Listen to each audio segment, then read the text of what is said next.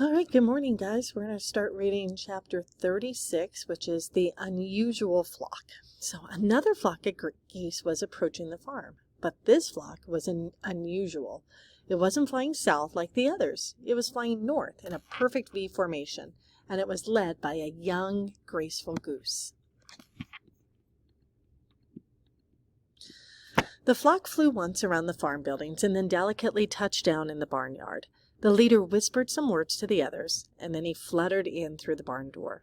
The crows looked up from their stalls as the goose perched himself on a railing near the middle of the barn.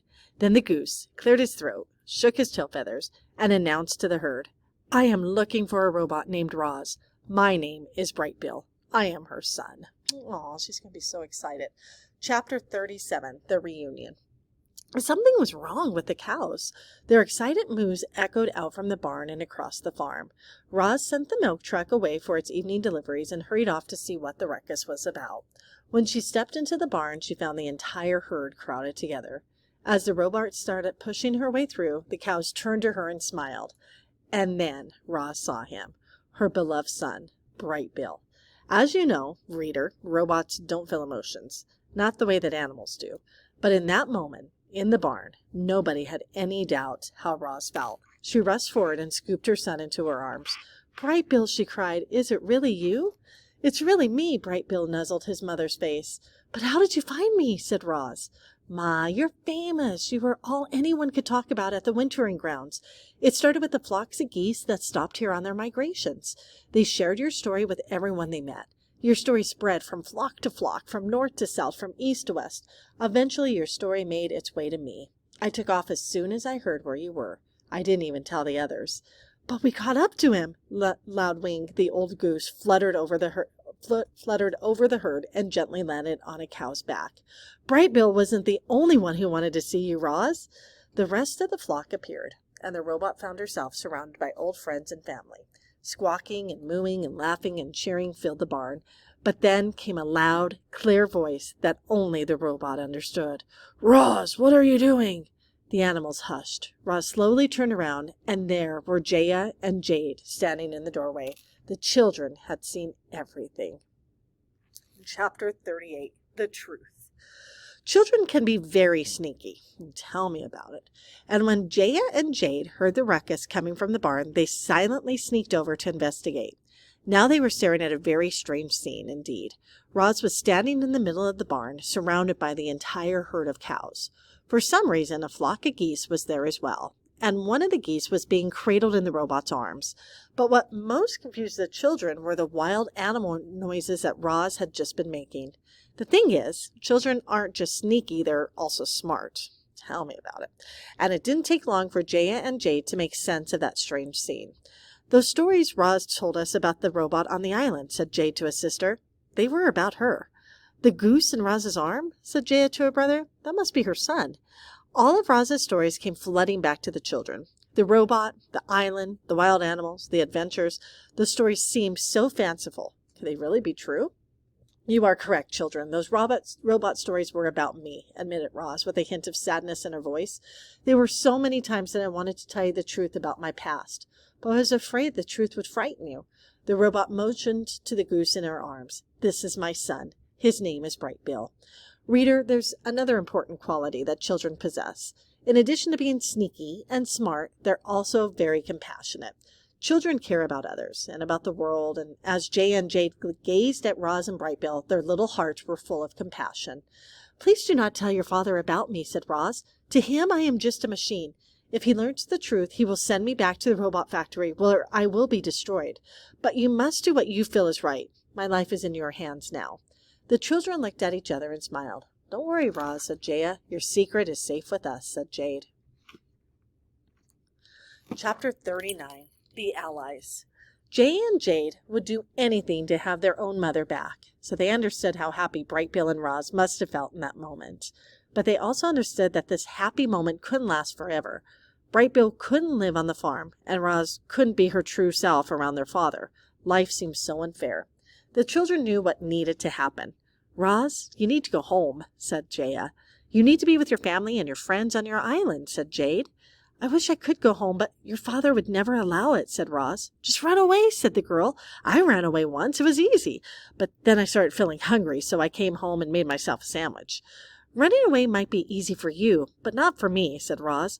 Your father can track my movements. If he sees me trying to escape, he will think I am defective, and he will send me away to be destroyed. An uncomfortable question popped into Jaya's mind. Roz, don't take this the wrong way, she began. But is it possible that you are defective? Don't say that, Jaya, cried her brother. No, it is okay, said the robot. I have asked myself the same question. I do not feel defective. I feel different. Is being different the same as being defective? I don't think so, said Jaya, or else we're all a little defective. You saved my life, and now I'm going to save yours, said Jade with a look of determination in his eyes. I know you can only access farming information, Roz, so let us handle the research. There has to be a way for you to safely escape, but we'll need time to figure out a plan. The robot exchanged a few animal words with her son, and then she said to the children, Brightbill must soon lead his flock back to their wintering grounds. However, he can return here in the spring. The boys slowly nodded. We should have you ready by then. The girl looked concerned. Roz, even if you safely escape from the farm, how will you get all the way home to your island? Leave that to Brightbill and me, said the robot. Together we will find our way home. I have faith in the two of us, and I have faith in the two of you. Chapter 40. The Instincts. The next few days were a blur. Roz rushed through her daily tasks so that she could have more time with the flock. The geese talked about the chit-chat, the squirrel and the beaver family, and the other animals on the island. Roz talked about the robot factory and the Sharifs and life on the farm. But the geese were always aware of their instincts, calling them back to the warm wintering grounds. And when they awoke one morning to find the countryside dusted with snow, they knew it was time to go. By some miracle, Roz and Brightbill had been reunited, and now they had to say goodbye all over again. The flock stood in the pasture with Roz as the children and the herd looked on. Brightbill fluttered up to his mother's shoulder and wrapped his wings around her face.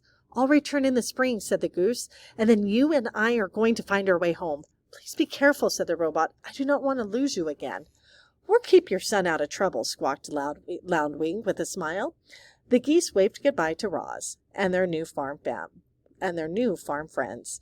Then Brightbill shook his tail feathers, beat his wings, and led his flock into the sky. Chapter 41. The Winter. When Roz lived on the island, winter had seemed like one long, cruel blizzard. On Hilltop Farm, winter wasn't quite so harsh. The temperature fell, but then rose. Storms came and then went. Snow piled up and then melted away. Roz spent winter preparing the farm for spring. She wanted everything to be perfect for when she left. She tuned up the machine. She made fertilizer from old grass clippings and manure. She planned with which crops would be seeded in which fields. She carefully looked over the herd, making sure each cow was happy and healthy. She made long lists of supplies, and then Mr. Sharif placed big orders. The herding machine hauled bales of hay into the pasture, and the cows gathered around to eat, steam puffing from their mouths. Some of the cows were dried off and wouldn't be milked again until after the calving season. Others went to the milking parlor twice a day as usual. Bottles were filled, boxes were loaded, and the milk truck rolled away on its next delivery run. No matter the season, the dairy farm kept chugging along. Every day after school, Jaya and Jade ran to their bedrooms and got right to their homework. And when their homework was finished, their secret studies began. They researched the design and construction, the maintenance of Rozum robots, hoping to discover some way for Roz to safely escape. The information wasn't easy to find, but the children were persistent, and after weeks of work, they finally found what they were searching for. Ooh, I wonder what it is. Chapter 42, The Plan. Jaya pressed a button on the side of the milking parlor, and the door hummed open. She and her brother stepped inside and wound their way past gleaming pipes and tanks and over to where Roz was cleaning some equipment. We found a diagram for your design, said Jaya. We think we can help you escape. The problem is your transmitter, said Jade. That's the device that sends out your electric signal. If we can remove your transmitter, you'll be able to run away wherever you want without anyone tracking you. Do you know how to remove it, said Roz. I think so. The boy chuckled nervously, but we won't know for sure until we open you up and take a look. We'll have to do it late at night, said Jaya, when Dad is sleeping. We just need to find a place where we can work in private, said Jay, rubbing his chin. How about the old barn? Said Roz. It is quiet and hidden. I can prepare the barn today, and you can operate on me tonight. Everyone agreed, and the plan was set. Chapter 43, The Operation. Midnight, and the children were wide awake in their beds. Jaya and Jade were waiting for their father to fall asleep. Once he was snoring deeply, they tiptoed past his bedroom, down the stairs, and out the back door. They crept across the farm to a cluster of trees, and there was the old barn, looming above the undergrowth like a mountain. Its door was open a crack, and a wedge of light spilled outside. The children closed the door behind them and walked past wooden railings and stairways and up a ramp to a platform in the back corner of the barn. Lanterns hung from the walls and cast their soft light upon a large table. Standing behind the table was the robot. "Hello, children," said Roz. "How do you like our operating room?" "It's a little dark," said Jaya, "but it'll work." Jade pulled his computer from his pocket, and he brought up the diagram of Roz's body. His face tightened with worry. "We've never done anything like this before." "Just do your best," said Roz, patting him on the back. "That is all I could ask of you." The robot unfastened her tool belt and draped it over a railing. Then she lay flat on the table. It was time to begin. Jaya looked down at Roz. "All set?" Roz looked up at Jaya. "All set." The girl felt under the robot's head, found the button with her fingers, and pressed it. Click! Roz's body relaxed. Her quiet whirring slowly stopped. Her eyes faded to black. Jay took a deep breath. Then he grasped the robot's head in his hands and twisted until thump, it popped off. In the smooth socket where the head had just been was another button. Jaya pressed it, and the robot's chest opened up. They peered into the hollow chest cavity and saw a tangle of tubes connected to a grid of boxes. These were the robot's electronic organs.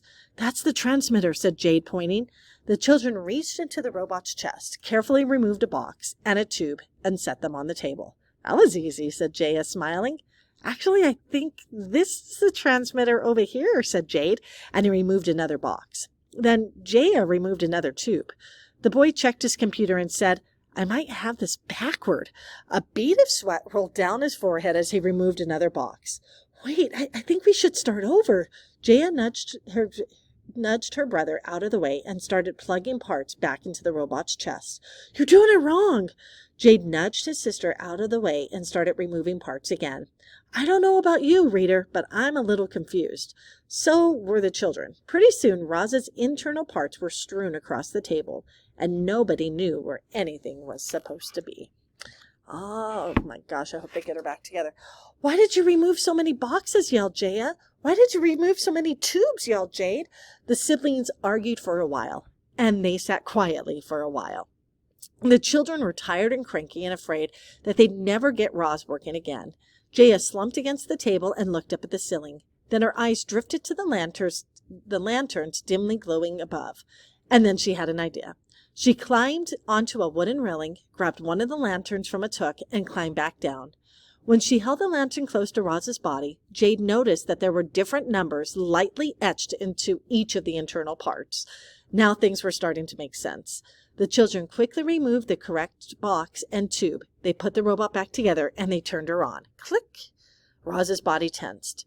Her quiet whirring slowly started. Her eyes began to glow, but she didn't say a word. "Are you okay?" said Jade. Roz pointed to her mouth. "Can you speak?" said Jaya. Roz shook her head. "She can't speak!" cried the boy. "We must have put something back in the wrong place." Click! The children opened up Roz's body, rearranged some of her internal parts, and put her back together again. Click! Roz powered up and said, "Children, I can now speak, but I cannot move." Click! After hours of trial and error, and with morning light seeping into the barn, the operation was a success. Roz stood up, scanned her internal parts, and said, "Children, you did it. You removed my transmitter. Thank you so much for your help."